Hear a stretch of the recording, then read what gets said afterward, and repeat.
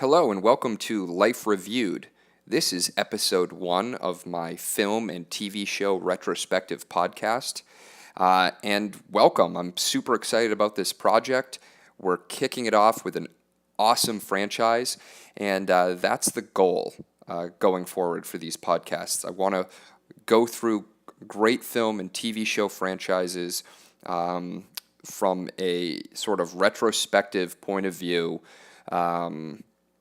starting from the beginning and going through all movies and tie-in material to sort of put together a timeline, chronology, and ranking for different film franchises. And, I'm starting with a franchise that's near and dear to my heart, Planet of the Apes. And my love of Planet of the Apes has, I've always been a Planet of the Apes fan. I grew up on the original films. I saw the 2001 Tim Burton reimagining when it was released in theaters, and then have been a huge fan over the last few years of the newly released trilogy. And with for the Planet of the Apes coming out a couple of weekends ago, I really fell in love with these movies. Went back and watched all of the films in the franchise, and I think that overall it's pretty good. I would say that the batting average is pretty high for overall for what I would give score wise to all of these films, and so sort of my mission for this first retrospective for Planet of the Apes is to go through all 9 of the original films. So Planet of the Apes, Beneath the Planet of the Apes, Escape from the Planet of the Apes, Conquest of the Planet of the Apes, Battle for the Planet of the Apes, the Tim Burton 2001 Planet of the Apes, Rise of the Planet of the Apes, Dawn of the Planet of the Apes, War for the Planet of the Apes, and then the 1974 television show and the 1975 animated television show, as well as possibly some of the tie-in novels as well. So I've watched all 9 films, and I'm working my way through the live-action TV show now, and I think there is just a lot of great material that I'm excited to talk about.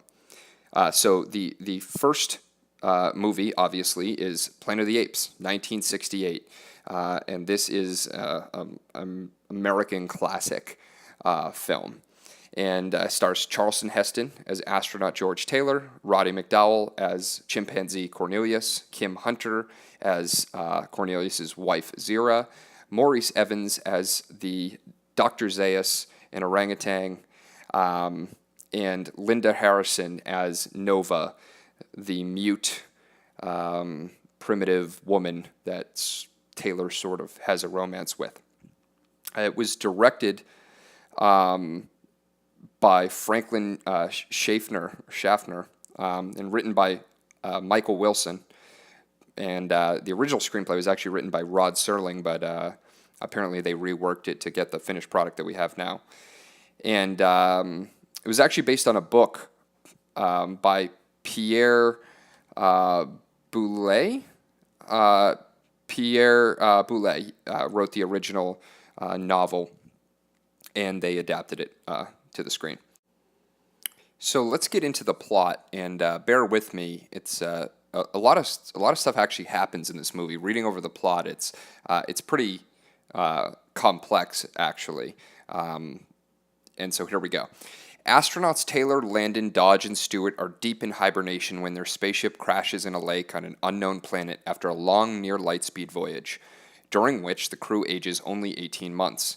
As the ship sinks, Taylor finds Stewart dead due to a leak in the hibernation chamber. Before departing the ship, Taylor notes that the date is November 25th, 3978, approximately 2,000 years after their departure in 1972.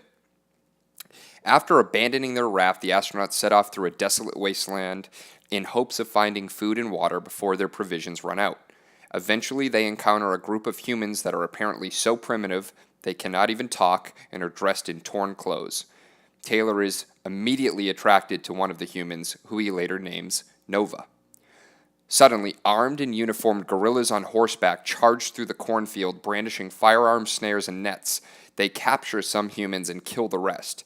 In the chaos, Dodge is shot in the back of the neck and killed. Landon is wounded and rendered unconscious, and Taylor is shot in the throat and taken prisoner. The guerrillas take Taylor to Ape City, where his life is saved by a chimpanzee animal psychologist, Zira. While his throat wound is healing, he's unable to speak. Taylor discovers that the various apes who can talk and are in control are in a strict caste system, with gorillas as police officers, military hunters and workers, orangutans are administrators, politicians, lawyers, and priests, and the chimpanzees are intellectuals and scientists. Zira and her fiancé Cornelius, an archaeologist, take an interest in Taylor, whom Zira calls Bright Eyes. Taylor attempts to communicate by writing in the dirt, but Nova, who's been following around, destroys his writing with her hands, not understanding what the words mean. The letters she doesn't destroy are then obliterated by Zira and Cornelius's superior, an orangutan named Dr. Zaius. Back in his cage, Taylor steals Zira's pencil and notebook and uses them to write the message, "My name is Taylor." Zira and Cornelius become convinced that Taylor is intelligent, but upon learning of this, Dr. Zaius orders that Taylor be castrated. Before the castration can occur, Taylor escapes, and during his desperate flight through Ape City, passes through a museum where he finds Dodge's stuffed and eyeless corpse on display. When Taylor is recaptured by gorillas, he overcomes his throat injury and roars, "Take your stinking paws off me, you damn dirty ape." A tribunal to determine Taylor's origins is convened by Dr. Zaius, and Taylor mentions his two comrades at the time. The court then produces Landon, who's been subjected to a lobotomy and has been rendered catatonic and unable to speak. After the tribunal, Dr. Zaius privately threatens to castrate and lobotomize Taylor if he does not tell the truth about where he came from. With help from Zira's socially rebellious nephew Lucius, Zira and Cornelius free Taylor and Nova and take them to the Forbidden Zone, a taboo region outside Ape City that's been ruled out of bounds for centuries by ape law. Arriving at the cave, Cornelius is intercepted by Dr. Zaius and his soldiers. Taylor holds them off, threatening to shoot them if he has to. Zaius agrees to enter the cave to disprove their theories and to avoid physical harm to Cornelius and Zira. Inside, Cornelius displays the remnants of a technologically advanced human society predating simian history. Taylor identifies artifacts such as dentures, eyeglasses, a heart valve, and to the ape's astonishment, a talking children's doll.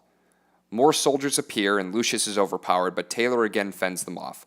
Dr. Zaius is held hostage so Taylor can escape, but he admits to Taylor that he's always known that a human civilization existed long before apes ruled the planet.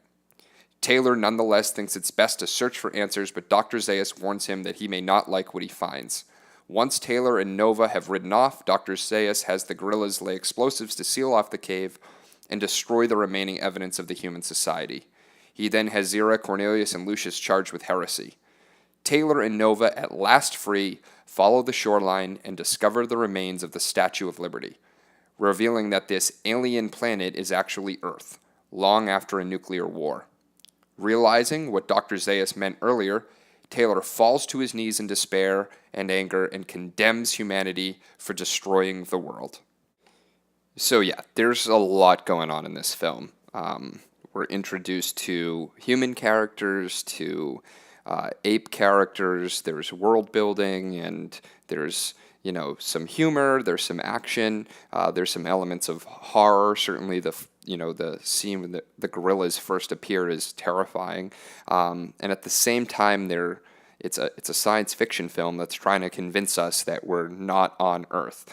And it really struck me this time. I watched it with a group of people. Everyone had seen the film previously. And I was looking around, and everyone's eyes were glued to the screen, which is incredible for a film where only certain films from history, I think, have that sort of power to capture a whole audience. Still, Jaws is certainly maybe the greatest example of this, but Planet of the Apes, I had that experience, and what's so fascinating, I think. What really makes the film so incredible is that first half an hour, before the apes are even in it. And here we are. Here we have people landing on a planet, and it's filmed in these weird, parts of Arizona and maybe Utah. And it looks like another world. It looks like another planet. And even knowing the end, knowing the plot twist that we're on Earth, we still watch these actors and these characters go through, go on a journey and beautiful shots of, outdoor shots of otherworldly looking images, and it still feels like we're on another planet.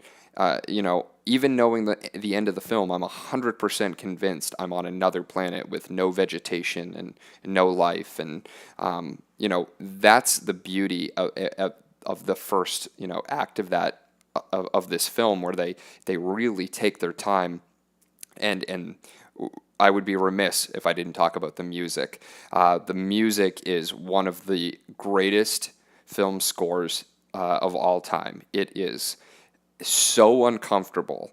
It is so, terrifying and so otherworldly sounding that it makes the images on screen feel that much more powerful and that much more real, that you are on this other planet. And I think that's something that probably struck me the most, is how much I was convinced I was on another planet, even though it's literally filmed on Earth, and it is Earth. It's not even a Star Trek set of like another world. They could have filmed sets of really otherworldly looking things. And, this is 2,000 years in the future. Who knows? Maybe, plant life and, formations look a lot different. But no, they filmed actual, like, Earth locations, and it is actually Earth. And yet we're still convinced it's another planet. And I think that's the magic of, that first act. Certainly when they meet the apes, it's like I said, it's terrifying. The music, the costumes, the makeup. Makeup still looks great to this day. Just the whole, and there's not a lot of action in this film. The most action is really here and later when Taylor escapes, and a little bit of shootout at the end. But this is the main, the movie starts very, very slow. It starts very slow with all of the, just them kind of walking through the forbidden zone. And then when the apes arrive, it just takes off. It's a really, really scary scene. And they're murdering humans. They're piling up the bodies. They're throwing them off cliffs. They're shooting them. They're rounding them up in nets. And it looks like a well-orchestrated hunt. And especially with none of the other humans being able to talk, it's such a frightening scenario that these guys are thrown into right away. So once Taylor's captured, obviously he can't speak. He's been shot in the throat. And none of the other humans can speak, so he's put in a cage. He's hosed down. He's kind of berated by some of the apes and, treated like a chimpanzee would be treated currently on Earth. And then he's introduced to Dr. Zira and Cornelius, which is where we start to kind of have an affection for the apes, and we start to like these characters. The middle is a little bit slow. This is, like I said before, this isn't like a super fast-paced film. I love its attention to detail, its world building, and the time it takes to kind of, introduce us to this whole, the ape city and the sort of that caste system, just the way the gorillas operate versus the orangutans and the chimps. And this does lay the foundation for all of the other films and the TV shows going forward. So, when Taylor has his big escape, that's a pretty, exciting scene. He's fighting off apes, and they're trying to throw nets on him, and then he screams his famous line. And then the reason that Dr. Zayas wants to castrate him, I think, is just so he can't have any kids with Nova. I know they were trying to get him to breed with Nova, but they don't want to have any, super intelligent humans running around. And he obviously knows the whole time. He's sort of like, he knows the actual history, but he doesn't want anything. He doesn't want change. He doesn't want anybody, any of the apes to know that, humans used to rule and that, this was the human planet, because he wants everything to, stay the way it is. So obviously they escape. They go and they find the artifacts, and then we have the big scene at the end, sort of the shootout, and then after Zaius has been taken prisoner, Nova and Taylor ride off, and you have this iconic moment where the Statue of Liberty, the big reveal that we are on Earth. And like I said, this film does such an awesome job with the sets. And I mean, the Ape City is definitely, it doesn't look like anything, any type of city in the world now. Maybe based off of some some sort of structures, but definitely unique looking enough that it continues that sort of narrative that we're on another planet. And when it's revealed to the audience, I mean, there starts to be some towards the end, and you can kind of figure it out, but Taylor hasn't fully grasped it yet. And then when he does, it just ends on such a climactic, awesome moment, where he's home and he's on Earth. And so, from a review standpoint, this is an almost perfect film. So I would give the original Planet of the Apes, 1968, a 10 out of 10. This is a masterpiece.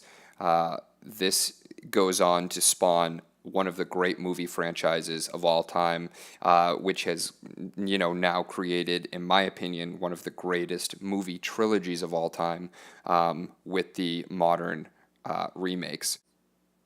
So thank you for joining me for episode 1.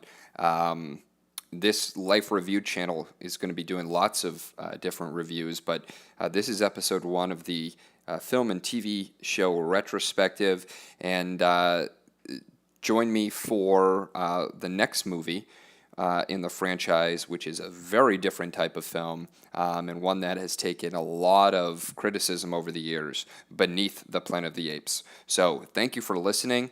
Always enjoy feedback. Please like, comment, and subscribe, and we'll see you next time.